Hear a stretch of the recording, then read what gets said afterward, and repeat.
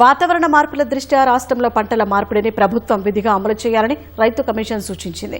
ఇందుకు సంబంధించిన సమగ్ర నివేదికను ఇప్పటికే సీఎం రేవంత్ రెడ్డికి సమర్పించినట్లు రైతు కమిషన్ చైర్మన్ కోదండరెడ్డి తెలిపారు. పంటల మార్పిడిని విజయవంతంగా అమలు చేయాలంటే తక్షణమే కమిటీ ఏర్పాటు చేయాలని ప్రభుత్వానికి సూచించారు.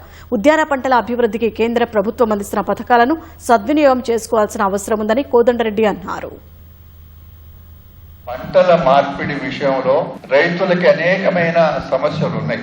ఆ సమస్యల పరిష్కారానికి కమిషన్ మెకనైజేషన్, కూరగాయలు పండ్ల తోటలలో కూలీల కొరత ఉన్నది కాబట్టి మెకనైజేషన్, చిన్న తరహా మెకనైజేషన్ కు కేంద్ర ప్రభుత్వం సహాయము అందించడానికి తయారుగా ఉంది.